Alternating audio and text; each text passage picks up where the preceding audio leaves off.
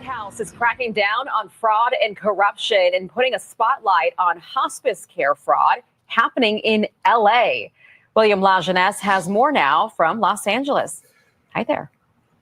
Aisha, hospice fraud costs taxpayers $200 million a year, and nowhere is it worse than here. Ghost patients, sham companies, corrupt doctors. They bill for care they never provide, and owners steal Medicare numbers from seniors who don't even know they're on hospice till they need real care, but can't get it because the hospice owns their Medicare number. They're human traffickers. They're trafficking beneficiaries. Hospice fraud in L.A. Hospice is crazy here. You've got hospice that's grown sevenfold in the last 5 years. They represent about $3.5 billion of fraud, we believe, just in LA County. We are ground zero for the scammers. Sheila Clark says hundreds of LA hospices falsely bill the government for unnecessary care, often cycling patients from one provider to another. It's a non-ending benefit. That hospice is making, $4,000 a month indefinitely. Patients are bought and sold like trading cards. Ads tell recruiters to post up at busy shopping centers or senior living addresses to knock on doors. They promise patients walkers, wheelchairs, and can earn $300 for any senior over 62 they sign up, sick or not. Their entire job is to go and find seniors that they can get money for. Those patients and their Medicare numbers are then sold to providers. A Medicare MIB number is more lucrative than a credit card. How much money are federal taxpayers being taken for? Millions, billions. These are Russian Armenian gangs, mafia, that are leading a lot of these efforts, we believe, have been able to corrupt and work with doctors who are willing to lie. If you don't have the physician, you don't have anything. One doctor billed the government $120 million in a single year, claiming to oversee 1,900 patients. With almost 2,000 hospice agencies, LA County has more than 36 states combined and 30 times more than either Florida or New York. 18% of the whole country's home healthcare billing is coming out of Los Angeles County. How is that possible? And take a look at this map, a cluster of 287 hospice providers in a 2-mile radius, some in strip malls, unmarked buildings, even a wrecking yard and vacant lot. All of it is just paperwork. I could fill that out in Kazakhstan if I want and get a hospice license waiting for me. It's real human life and it has consequences. The problem, says Clark, once a beneficiary's number is assigned to a hospice, that patient can't get care anywhere else, including a hospital. We need to listen to these people when they say, I've been scammed. Now, Governor Newsom filed a civil rights complaint against Dr. Oz for unfairly targeting the Armenian community. However, the governor's own auditor and prosecutors say the Armenian organized crime is involved with Medicare fraud. As for California, auditors also told Governor Newsom 4 years ago that lax state controls created this mess. It did prompt a moratorium on new hospices, and since then, the state has revoked about 280 licenses. Aisha? What do you think, Aisha? Well, this is what I think. I think the state of California, which I lived in for 24 years, is corrupt to the core. And I also believe that we are not $38 trillion in debt. Welcome to the J.J. Carrell Show. We are not $38 trillion in debt. We've had $38 trillion stolen from us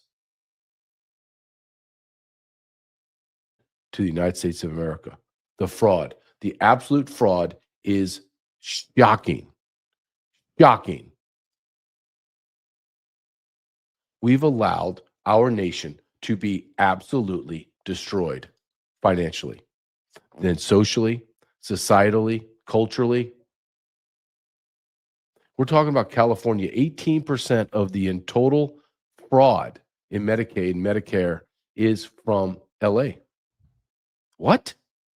Hospice care, all of the fraud, 18% is from LA? The entire state of California, they say, on the tip of the iceberg. They haven't even gone down. They haven't even scaled down the iceberg to the water. They haven't even looked underneath the water, which is where all the iceberg sits, the majority of it.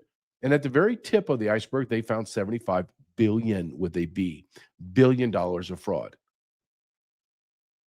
you will begin to see, we already have begun to see the Somali fraud, the illegal alien fraud, the Medicaid fraud, the voter fraud. We're seeing everything, and all of it's going to accumulate, and Americans going to realize, if they haven't already, that we are not $38 trillion in debt, and that we should have never, ever been paying federal or state income tax. Ever. All of our roads should be built. What if I told you right now that somehow $38 trillion came back into our coffers, and we were $38 trillion in the black? All of a sudden, the dollar would skyrocket, but our dollar is worthless.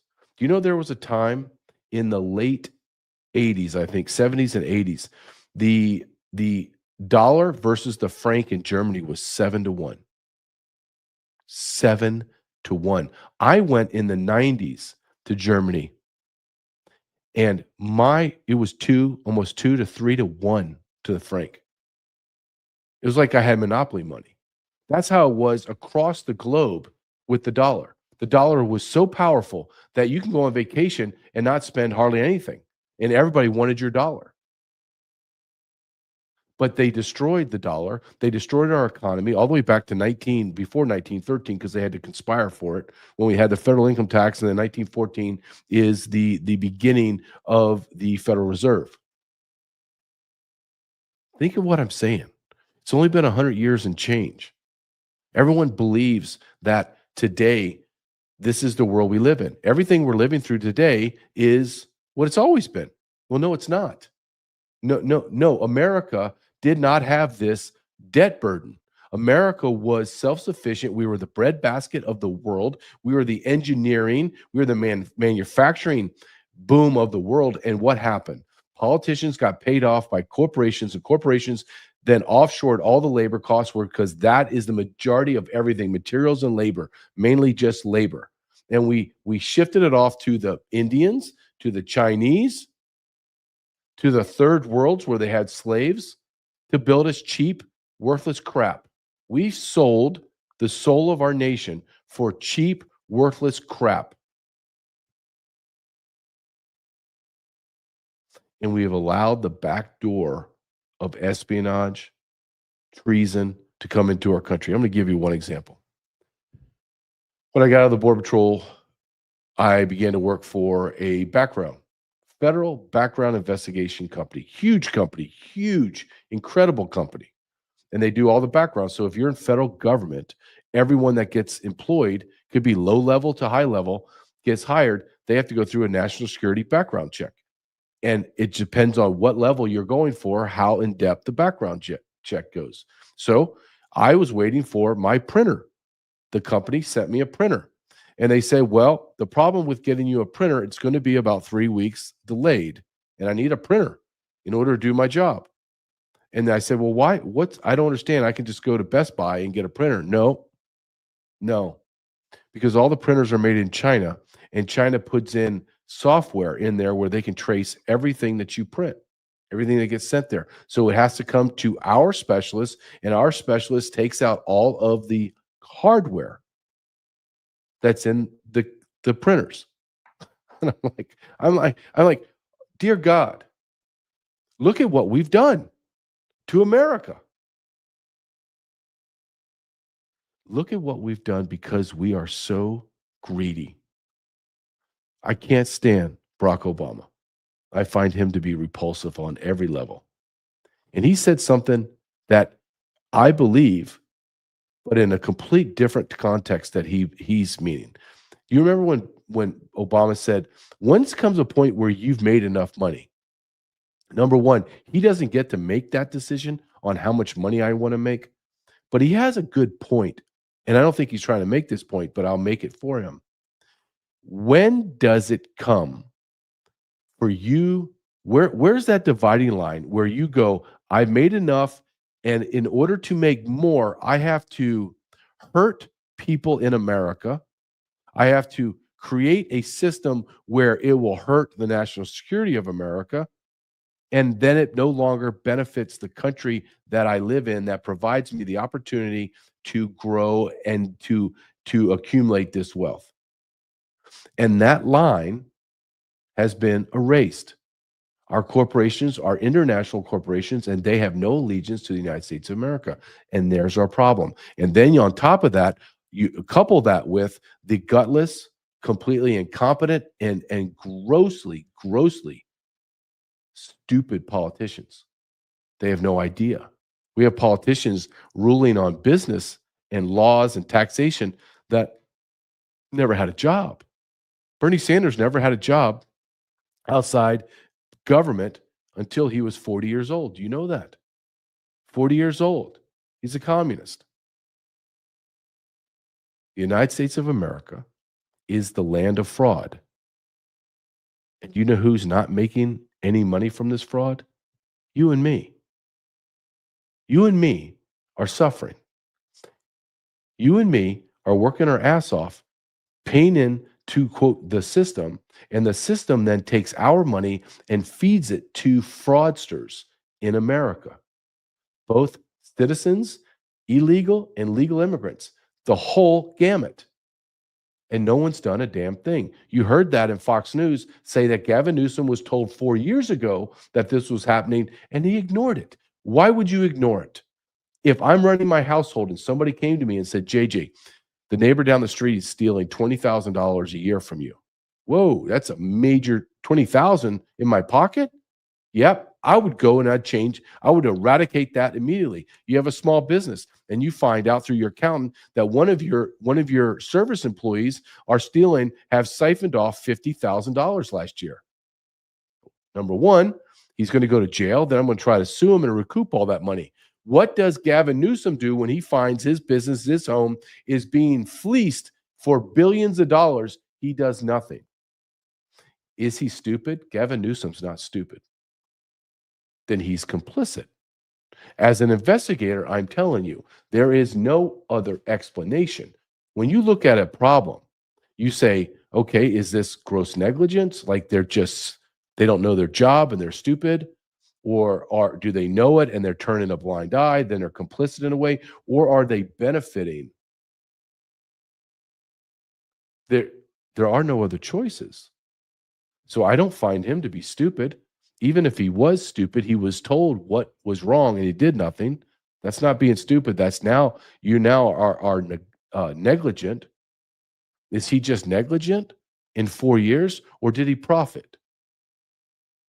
Either in votes or money and power, or all of it.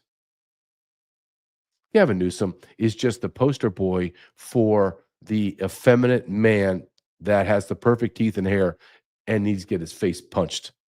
That he's the poster child for that. And fraud and abuse and anti-American communism. That's him. He's not the only one. We got the retard Tampon Tim in Minnesota, governor. We have the governor of New York. She's grotesquely Hochul is a moron, believe it, beyond anything we can imagine. But let's just stay in California for the next video I want to show you how corrupt that state is and how we are being destroyed financially.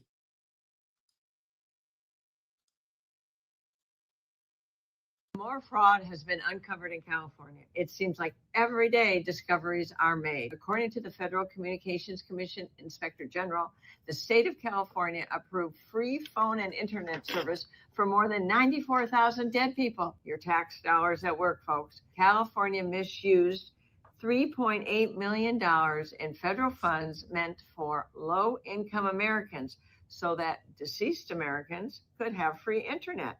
Of all the fraud found in this program, 81% came from California. Due to our state's proven lack of management and leadership expertise, the FCC has now revoked California's authority to manage this program.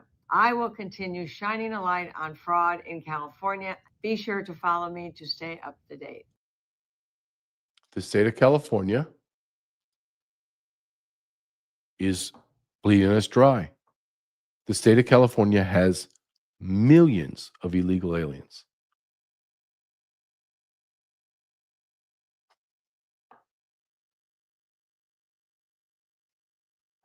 Nothing's going to be done. Do you understand what I'm saying? Nothing's going to be done because, well, how do I know that? Because nothing's been done now. Who's been arrested? Can you tell me that? Who's been arrested? Nobody. 3.8 million seems like, well, that's not that big of a deal. 3.8 million, 94,000 dead people in California got cell phones. This is just a drop in the bucket. This is just a little water droplet from the faucet. With 75, I think when it's done, when it's all done, California will be in the hundreds of billions of dollars of fraud.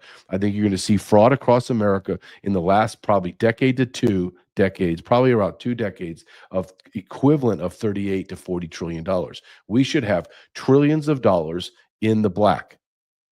Think about that, what that would mean to America. You would be taxed almost, you would live almost tax-free. Think of what I'm saying to you. With tariffs, with all of the money that brings in, maybe we have a sales tax. Maybe it's minuscule. That's what we're living off of. We're not printing money. The dollar hasn't devalued over 50%. No, your dollar would be expanding, literally growing every single day. Our nation is a nation of fraud and abuse and theft. I say this all the time. Our nation is in a moral rot. And when you're in a moral rot, it touches every fabric of your life. When you have a disease of no morals and values, when you are an atheist and you believe in nothing, and you begin to steal, it's not contained. It gets worse and worse because you have to feed it more and more. And then the side of your thinking that's so warped is you're like, well, I've stolen this much and no one said anything. Maybe I just steal more. And more. And then you're in the millions and you're like, damn, I got like a couple $100 million. Let's go for $1 billion. No one's even saying anything. You get a couple billion. No one's even talking. So hell, let's just go for the $1 trillion. And you're looking at all the other fraudsters because they know who they are. Because I know who they are. And in your small world, like I'm in law enforcement, I know all the other law enforcement guys, or I know some 6 degrees of separation of who's who. All I have to do is make a phone call to maybe 1 or 2 people, and they get me in contact with the person that I need to speak to, say in Nevada. Some sheriff, small town in Nevada. I make 2, 3, 4, 5 calls. I got the phone number to the guy that I need to speak to. Oh, it's a sheriff in Nevada, or it's a patrol officer in Louisville, Kentucky. I know that guy. That's how the world is. It's all tight now. So the fraudsters know each other. And then all the politicians are being paid off. And everyone's gaining wealth and power, and everyone's complicit, so they all have to shut their mouth. Here's another fraud. This is a woman that's talking about the H-1B and H-2B fraud that's happened in America. Fraud does not just stay in monetary form. It's going to spread. It's going to spread into cheap labor. It's going to spread into votes. It's going to spread into demographic upheaval, and then it's going to destroy America. I want you to listen to this lady as she says that many, many people, as we've been told, and I have been saying it, young men need to get in the trades. That's where the money is, but not when you bring in third worlders. And this is happening right now. This isn't a Joe Biden issue. This is now a Donald Trump issue. And it's maddening. We are hiring more Americans than foreigners right now. But the fact is that the number of foreigners working in the United States should be declining, not just growing more slowly. And so we've got DHS announced yesterday, and we broke this on X, that they're bringing in an extra 65,000. That's on top of the 66,000 cap for this year. So that means in the next 8 months, they're going to allow in 65,000 additional H-2B workers who are taking construction jobs, landscaping jobs, hotel and restaurant jobs, resort jobs, ski instructors, all of these jobs that are entry-level jobs for Americans. I mean, I spent the morning talking to moms who got their kids through trade school specifically so that they would be able to find these kinds of construction jobs, and they can't find jobs. They're being denied.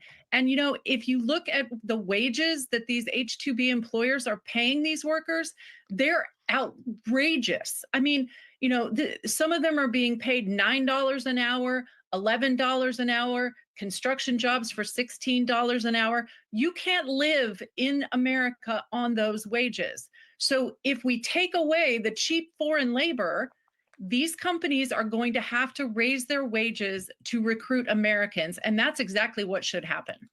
It is exactly what should happen, but it's not. Why? Why is it not? Rosemary Jinks.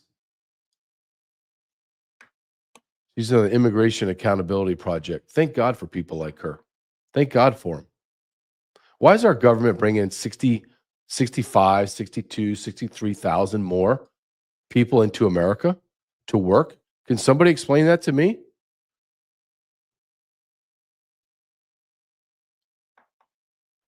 Understand what H-1B1 and H-2B. Those visas are to fill occupations in America, not just tech, but tech is one of them, construction, but not $9 an hour. There's a lot of Americans. They're not going to work for $9 an hour, and nor should they. But why are we bringing in foreign? They're slaves. Let me tell you how this works. So you come over, say you're from India or Mexico, wherever the hell you're coming from, and you have the H visa. Well, guess what? I own your H visa. Actually, I physically hold your H visa. You don't. And then if you don't like the working conditions, well, guess what? I just call USCIS and say, I don't need this person anymore. It's not working out. I'm going to decline their visa. Don't need him anymore. Then guess what? You're gone. Bye. You're deportable. And we will find you eventually. Huh. Interesting.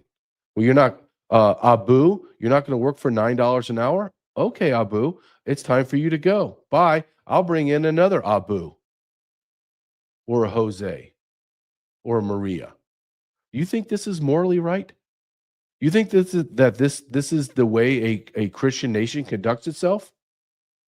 Am I mad at the Indian or the Mexican or the Chinese or Russian that's coming here and working for slave laborers? No, I'm not. I'm not upset at them. Now, I do get upset at them when they come and then they're working on H visa and then they get all welfare, which is illegal, and they begin to steal that way. But that's a whole different subject. When they're coming in, we invited them in. How can I be mad at somebody I invited into my house to have dinner, and I'm pissed off that they're sitting there at my dinner table eating my food? I invited them in. I should be pissed off at my wife saying, why did you invite this savage into my country, into my house to eat my food? Same way that we should be mad at our politicians going, hold on, man. America is in dire straits. We need these jobs. And these big corporations are paying slave labor wages. Why? Why are we allowing this? Congress has to up the visas. So they're upping it. Our Republicans are killing our workforce. It's not the Democrats. They're not in charge. It's the Republicans. The Republicans that are beholden to the Chamber of Commerce and the Better Business Bureau. It's the Republican Party that is selling out the United States of America. Here's Stephen Miller, someone that I really respect a great deal, talking about, let's get back to the fraud, saying that Ilhan Omar's Minneapolis is destroying maybe the greatest fraud we've ever seen in American history. But again, I'm gonna harp this. I'm gonna bang this drum. Has anybody been arrested besides some balloon head Somalis that are functionally retarded that we know they didn't figure this shit out? So there had to, where's Walsh? He allowed this to happen. Where's Fry? Where's Ilhan Omar? Has anybody been arrested? Has anybody seen Pam Bondi outside of a studio in Fox News? Hell, I don't know. Based on what we have found so far, we believe that the Somali fraud operation in Minnesota is the single greatest theft of taxpayer dollars through welfare fraud in American history. We believe that we have only scratched the very top of the surface of how deep this goes. And you're familiar with all the scams with pretending that children have autism who are not in fact autistic, with pretending to enroll people in food programs when in fact nobody was ever enrolled, and engaging in massive fraud, lying, and theft and grift on a scale we've never seen before in American history. The total bill, the total tab for this is going to be far beyond the numbers we've already seen reported. We believe the state government is fully complicit in this scheme, and we believe that what we are going to uncover is going to shock the American people. Look, based on the records that we already have, and this is a significant undercount, by the way, 75% of the Somali population in Minnesota is on welfare. But that's likely a significant undercount of just how much of a financial burden the Somali refugee population is imposing Well, let me on ask this this. country. Stephen Miller, I will always respect this man. This guy was ahead of the curve on illegal immigration for decades. He did this in high school. He's awesome. But I have to ask the question again. Where's all the arrest? America, do you understand that you're not in debt? Let's bring it down to a personal level, like an American level. What if for the last 10 years, your credit card debt just balloons and balloons and balloons, and you owe $140,000? And then you finally wake up from your slumber and someone comes to you and says, hey, bro, you're not $140,000 in debt. They stole that. Now you're free and clear. You would be jumping up and down, screaming, I can't, this burden has been lifted. I don't owe $140,000. Then you're going to be like, well, who did it? Well, these people over here. Are you going to arrest them? Yes, I am. Now let's flip it. $140,000 in debt. You're drowning in it. You're miserable. You're working and all your money's going to pay the interest on the credit card. And the investigator comes and says, hey, we found it. And you say, no, it's all right. I'll just keep suffering. But I have the people here, they're in handcuffs. I let them go. But if I let them go, they're going to keep stealing from you. It's okay. I'll work harder. I'll work 20 hours a day. Maybe I'll have to work 21 hours a day and just sleep. I'll sleep in a cardboard box for 3 hours. Then I'll get up and work myself until I die. That's what we're doing as an American country. As Americans, we're sitting here going, okay, the Somalis, the Californians, the politicians, the corporate government, the corporate businesses, everyone, they're just stealing. They're stealing. And we're sitting here wringing our hands. Oh, look at the debt clock. Oh, God, the debt clock's going to hit 40 trillion. What are we going to do? Well, you got to listen to the president. You got to listen to the politicians and the media. Well, you have to work harder. We're going to have to tighten our belt. Yeah, but my belt's already tightened. I don't have any, there's no more holes in my belt to make it tighter. I can't work anymore. I'm barely home to see my kids. Well, don't worry about it. We have after school care. Then we'll have night care. And your kids eventually will get old enough they can take care of themselves. And then you have no connectability with your family and your kids. And then you get old and die, and they have no love or respect for you because you didn't show any love and respect for them. So you're going to die in some kind of crappy nursing home all by yourself, drooling. That's not a far out description. We're living that description right now. We're living it. Are you telling me you're not humping your ass off to make bills, make ends meet? Are you telling me that? Are you telling me that you're looking at your paycheck and going, damn, that's a lot of money? And then you're going, yeah, but it doesn't cover everything. Holy cow. 10 years ago, if I got paid this, I would be like, my God, I'm wealthy. No, your dollar's devalued so much because there's so much fraud. We're running in the trillions of dollars in just interest payment on the debt. But what do we keep saying as Americans? It's all right. Let the Somalis, let all the illegal aliens steal from us. Let the big corporations offshore all our jobs.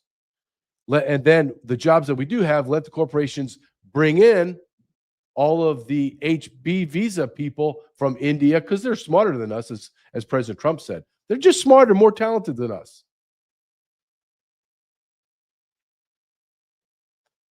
I know there will become a time when America wakes up, when the pain is so unbearable, and I don't believe it's there yet. The pain is so unbearable that Americans going to rise up and they're going to lash out. And then it just becomes a numbers game. Is there enough pissed off, angry Americans still left to do what's needed to be done to eradicate our nation of traitors and foreign nationals? And the answer to that question is, I don't know. I don't know. The only saving grace that I have when it comes to this topic is it doesn't take 50%, 25% of the population, 10%. It takes anywhere from 3 to 5%. And if 3 to 5% of Americans are armed, angry, organized, and have a loyalty to each other, then they can eradicate our nation of every single speck of cancer that has devoured the body of America.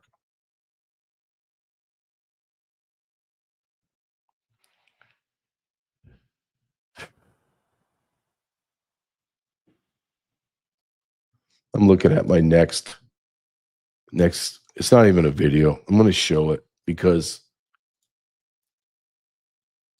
it says it all. This is from Sean Ryan. The Sean Ryan Show has millions of followers. I'm going to read it to you. I want to blow it up as best I can. Hold on. No, I don't think I even can do it. I'm going to read it to you, okay, so you have it. This is Sean Ryan says, quote, "Our government has fallen to fraud, foreign and domestic. They lied to all of us while enabling the rape of our children. This is what we fought for. Have you ever heard of a shell company? We are a shell country." He's saying this statement at the end, this is what we fought for, should be a question mark. Is this what we fought for? Meaning him and his buddies overseas. And I could place that with all the men and women that fought a war on the border, in the Border Patrol. Is what we fought for? In his last, have you ever heard of a shell company? Yes. We are a shell country. And he's correct. We are a shell country. This is all smoke and mirrors.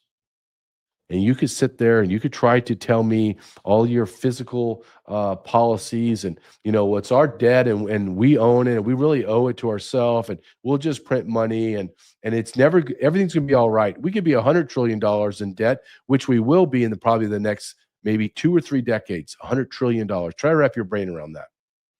But it doesn't matter because debt's good. Don't you love that when economists tell you, well, debt's good? In what?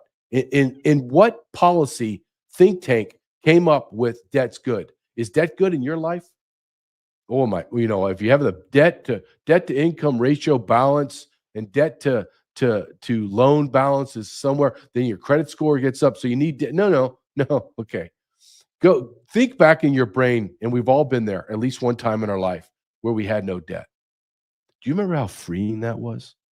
Do you remember how much freedom that you had? You didn't have FU money, but you had an FU situation, right? Your mortgage was paid, your cars were paid off, you had money in the bank. You could look at your boss and go, F you.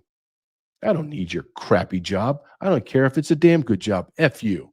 I don't need anything. I can make $1,000 a month at working Home Depot, McDonald's, cutting grass, whatever. I'm not demeaning that. I can do whatever. And that's all I need money-wise to live. F you. Why do you think that you're in debt? Why do you think we are all in debt? Why? Because we can't say F you. And it's because it's power. They have power over you. Why do we have usury in our country when it has been proven throughout history, all nations that do not have interest payments on loans are beyond wealthy? Why is that? That's a topic for another podcast, but I would damn well ask yourself that. Why do we have usury? Why do we allow it? Why do we allow a certain group of people to have that power and that stranglehold over us? We are living in a matrix. We are living in a lie. All of us know it too. We all know it on some level. You are either highly engaged and highly knowing that this is happening, or you're a dunce, but you know it, you feel it. You may not be able to articulate it. Hell, I can't even articulate it properly. And I know there's people that have way more intelligence and knowledge and ability to articulate on this subject. And I'm watching them talk about it, and I'm like, damn. And if you don't get pissed off about this, then I really don't know what to tell you. Maybe tell you to get the hell off my channel. Stop watching me. How are you not pissed off? How are you not, when you're writing out your bills or you're sending electronic fund transfers to this mortgage company, that rent, to this, going to the grocery store, getting 2 plastic bags of groceries and costing you $175, and you don't have anything in your checking account, you have nothing in savings, and you're not pissed off? Are you not pissed off as all of the major corporations? Look, I'm not angry at Bezos or Elon Musk or all that, but is it morally right that those people have quadruple their net worth, net wealth in a year or two? Like every single year they double it over, and we become less. We have less wealth. We have less money. Something is wrong. We all know it. We don't live in a capitalistic society. That is a lie. The same thing, the same lie that we're a capitalistic society is on the same train track as we're a republic. We're no longer live in a capitalistic society, and that we no longer live in a republic. We know that is a lie. We are not represented. It's a quasi-dictatorship, quasi-democracy. We don't live in a capitalistic society because certain groups of people make more money. Certain groups of people are giving contracts. Certain groups of people are giving more wealth. Why is there thousands upon thousands and thousands of pages of the tax code? Do you think that hinders or helps certain groups of people?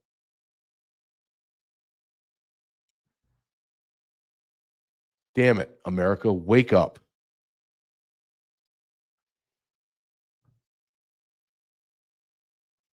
Here's someone that I like. And I played this clip before. I'm going to play it again.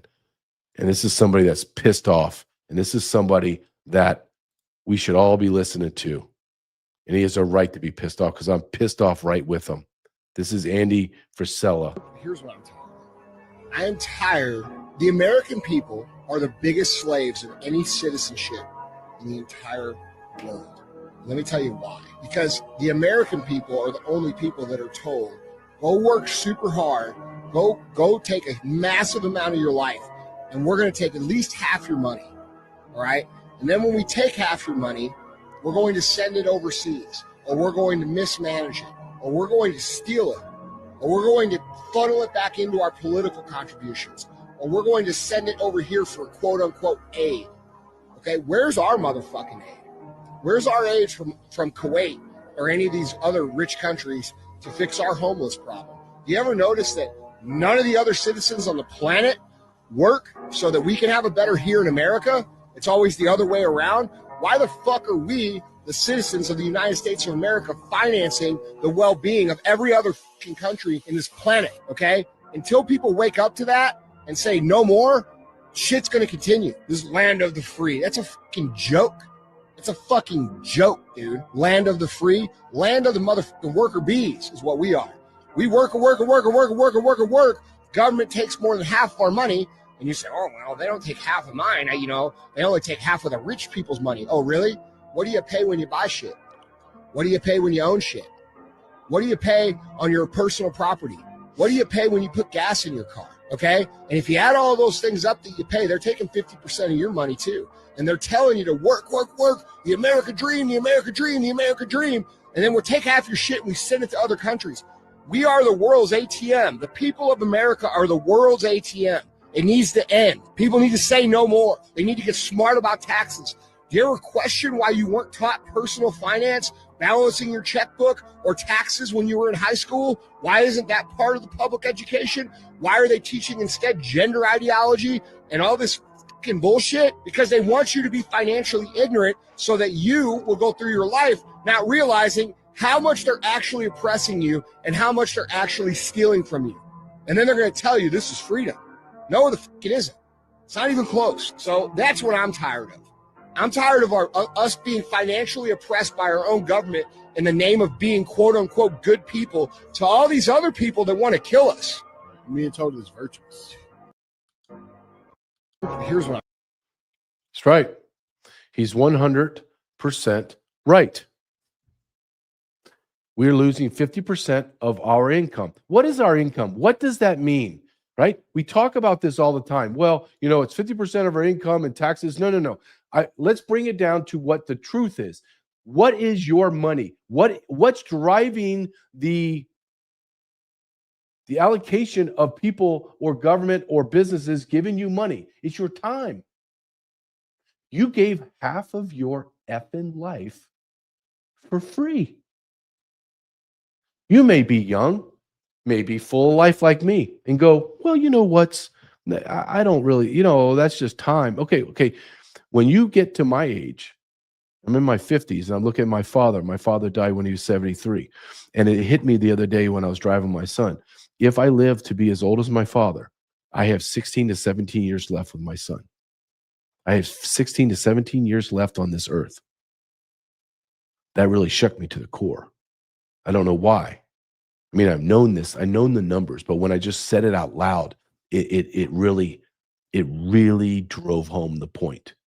So when you're in your 20s and 30s, I want you to understand you'll be in your 50s, 60s, and 70s before you know it. And guess what? If I could offer you in your 50s, 60s, and 70s, if I could offer you 50% of your time back that you spent working, as Andy just said, to create money and wealth for our government to give to foreign fucking nations, if I could give you back 10, 15, 20, 30 years of life, when you become 50, if I said to you, hey, I'm going to recoup, you got in the bank 15 years, I'm going to bring you back to 35.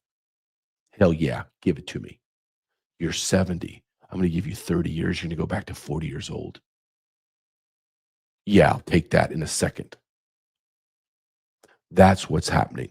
It's not just dollars. In order to earn those dollars, it was time. We all have a hourglass with sand running through it. Some of our hourglasses are small, and you have short time on this earth. Some are bigger.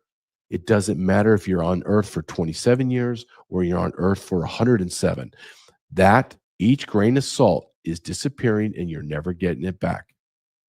And every day you wake up and you go to work to a job either you hate, you're ambivalent to, or even when you love it, you are still burning your time for money.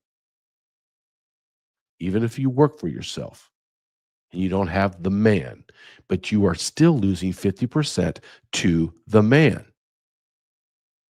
You're losing your life.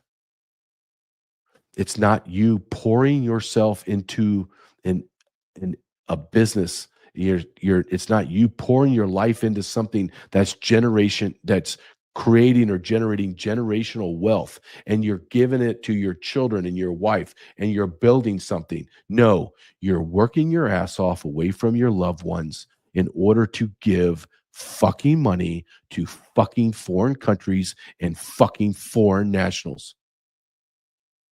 And when you lay it out that way, what in God's name have we allowed to happen to our country?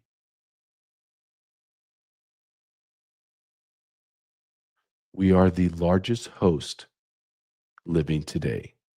We are also, as a group of people, some of the most gullible, the dumbest, the most easily manipulated, and the largest group to ever be propagandized, the United States of America.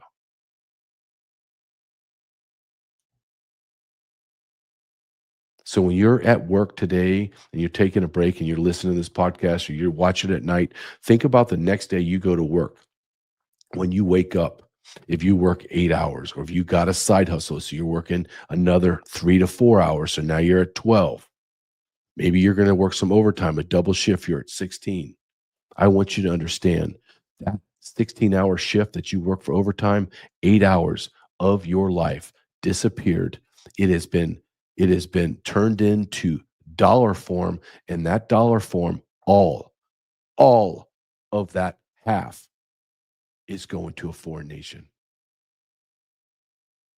which is going to funnel it back through NGOs back to the politicians and the elites. Because how do the elites become wealthy? And how do we not? Do you think it's because you don't hustle enough? Because you don't work hard enough? You're not dedicated enough? You're not diligent? No. The United States of America is a gigantic fucking fraud machine.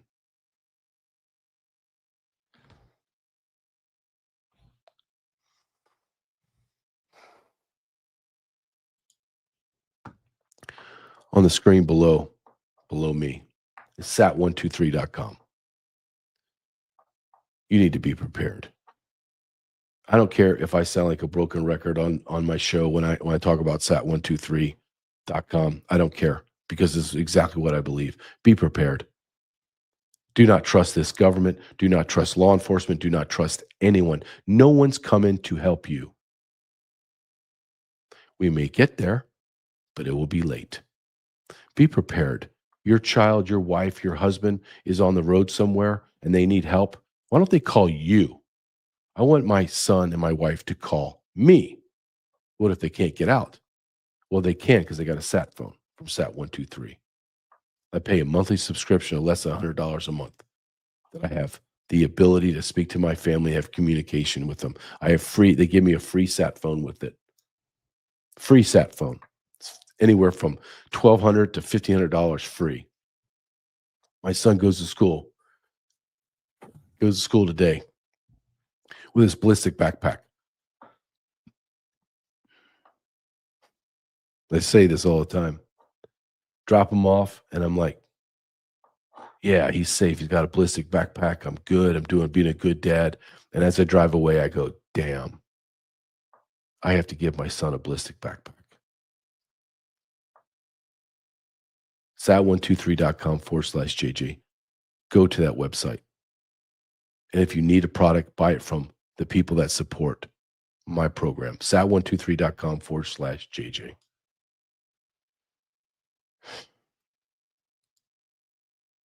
I don't know how people aren't more pissed off. I really don't. Once you look at this, this is from James Wood, the great actor James Wood, on his X account. National debt, 36 trillion. Now it's 38. Now it's climbing to almost 40, they say, by the end of the year. 40 trillion. He asks, wonder why? Minnesota Democrats spending $8 billion on daycare. Those are the buildings. California Democrats spending $18 billion on homelessness. This is drop in the bucket. Where does $18 billion go for homeless? And the homeless has increased every single year under the leadership of Gavin Newsom and the Democrats. Democrats has supermajority. So where did $18 billion go? Homelessness grew, people. You gave me $18 billion, I could build millions of tiny homes. Now, will the homeless destroy them? Yes, because they are savages. They have severe mental illness. And we could, $18 billion, I could have built a state-of-the-art insane asylum where we could treat these people with dignity, show them compassion, empathy. But no, we allow them to live in tents on the streets of California. We have daycares that don't exist that got $8 billion. Where did that money go? Where did that money go? You don't have an answer for me. Where did the money go?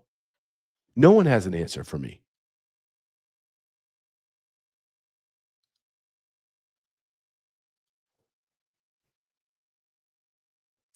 I had on my ticker down below. I had my website. I'm just hit on this real quick.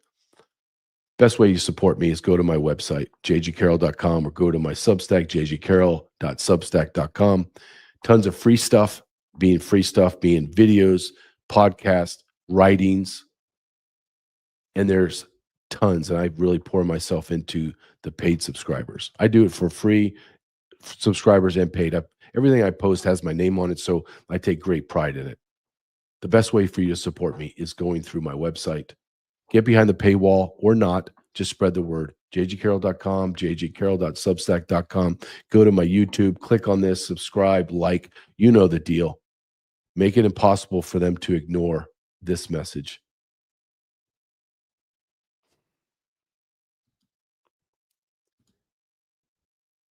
You have to love this. I mean, at least I think you have to love this. What does it look like? What does fraud look like dollar-wise? This is what it looks like. Hold your breath. Check yourself, because this is shocking. Now to a Saturday in America investigation. Our team has been talking to DHS officials all week, and we have learned that $700 million in cash was flown out of Minneapolis by Somali couriers in the past 2 years. That's roughly $350 million a year for 2024 and 2025. Now, to put that into perspective, that number is 10 to 1 compared to bigger airports like JFK and DFW. And we are told that they were about 3 to 4 million a year, quite a difference. But it's not just Minnesota. It's also happening in Columbus, Ohio, where officials tell us that since 2023, $136 million in bulk cash was flown from Columbus to Somalia. And now we're learning more about how the money got from Columbus to Somalia. First, bulk cash and luggage flies out of John Glenn Columbus International Airport. Then luggage lands in either Minneapolis or Atlanta before it is sent overseas. Meanwhile, these DHS sources told Saturday in America that Seattle is also seeing bulk cash transfers, although we learned it is significantly less than Minnesota and then Ohio. Now, we should note that those are the states with the largest Somali populations in the country: Minnesota, Ohio, and Washington. And the acting TSA administrator spoke on Capitol Hill explaining how they uncovered all of this. TSA did indeed report these incidents as it came across the checkpoint, because bulk cash shows up as a mass on the X-ray, and so our officers have to resolve what they can't identify on the X-ray machine. And through the course of their normal day-to-day duties, they reported that to our law enforcement partners in compliance with their standard operating procedures. I know there's an ongoing investigation with our law enforcement partners. We are part of billions of dollars in cash that we know of. Can you imagine what we don't know of? Can you imagine where we're at? Can you even begin to imagine how much money? Somalia, the land of incestuous bubbleheads, people that are mentally retarded, came to America and have stolen billions upon billions upon billions of dollars in America. Do you know how large this enterprise of theft and fraud has to be in order to push out $1 million or $2 million in hard cash currency every single day? Do you know how hard it is? Go to the bank and try to get $5,000 in cash if you have it. Go ahead, try. Watch them tell you to come back because they have to go and get it from their central holding facility. Dear God, do you understand? Do you understand what's happened to our nation? I love this company, Pet Club 24/7. I hate to go in and out, right? I'm so pissed off, but I have to. I'm not doing anything for free. Tell my son, you don't do a damn thing for free. I got this, just a side note, I got this, I have a mentor, huge podcast, makes a lot of money. And he told me, don't you ever do anything for free, JJ. Somebody builds a chair or a desk and sells it. Do they just give that for free, or do they sell it? I said, well, they sell it. They took them time to build it. He says, what are you doing Did you just turn on the camera and just start talking? No, I do research and I create my show and I put it all together. Yeah, you created something. Why would you ever give it away for free? Why would you give away your knowledge and your experience for free? And I was like, damn, you know what? You're absolutely right. I'm never doing that. My sponsor is Pet Club 24/7, truthwithjj247.com. You want to change your immune system? You want to maximize it? You want to get your body to get all the toxins that our government's allowed to pour into us through our water, air, and food? Go to Pet Club 24/7. Proprietary mushroom. They put it in a capsule form, in a balm, a lotion. They put it in treats for your pets as well to increase their immune system. Over 400 peer-reviewed articles written about Pet Club. And even the icing on the top, on the cake, husband and wife, Kurt and Kristen, Christian, believe in God's natural order. That's enough for me to buy it. I use it every day. Truthwithjj247.com. Truthwithjj247.com. We're not going to be able to vote our way out of this. Here's somebody that was just in Congress, Marjorie Taylor Greene, is going to say just this. What do we do? Are we going to vote our way out of this fraud, out of this deception, out of this deceit that we're living in? It's not me just saying this. I think the proof is over and over and over. The American people have seen it. So I mean, I'm not saying anything that's not true. The proof is in the pudding, and it's just the reality. You can't vote your way out of this. You can't vote your way out of it. The people are going to have to refuse to support the political industrial complex. That's the only way you can tear it down. There's winning the midterms is not going to lower your health insurance. Winning the midterms is not going to fix our elections and stop election fraud. Winning the midterms isn't going to really change much in Washington, D.C. It certainly is not going to do anything about the national debt. They don't care about the national debt. We have a balanced budget amendment that every single year gets reintroduced into Congress. We all co-sponsor it, but no matter who the speaker is, Republican or Democrat, they never bring it to the floor for a vote. Same thing, we have a term limits bill. A whole bunch of us co-sponsor it, and every single Congress, they never bring the term limits bill to the floor for a vote because they don't mean it. They literally don't mean it. If term limits were in place, a bunch of these people would get term limited and then they'd have to leave Washington and they wouldn't have a job. You want to know why? Because they couldn't make it on their own 2 feet in the real world. They are not qualified and competent enough to actually run a successful business or go work an ordinary job like most Americans do. They're just not. They're not competent enough people, but yet they're running our country. She's right. I'm going to follow that. I'm going to follow that up with another video right behind it because it goes hand in glove. Okay. And this woman is, let me get up there. I apologize. Her name is Catherine Fitz. You've seen her. She's splashed all over social media now. She was in the Bush administrations.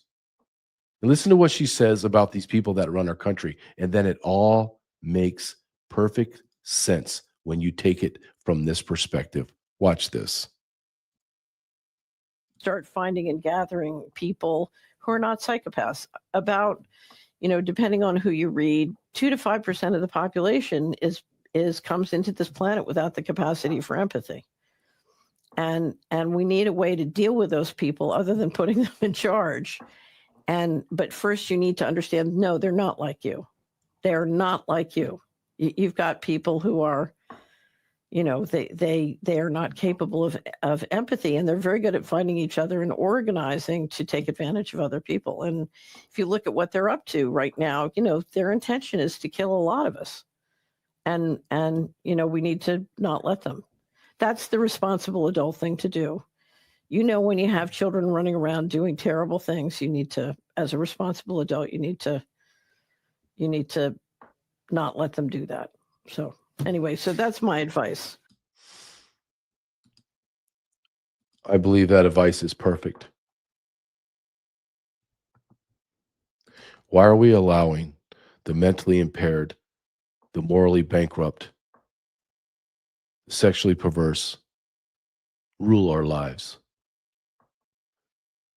And again, when you go to work and you hit that 4-hour mark, I want you to remember the next 4 hours, you just work for free. You lost 4 hours of your life. You lost 4 hours of earning to give to foreign nationals.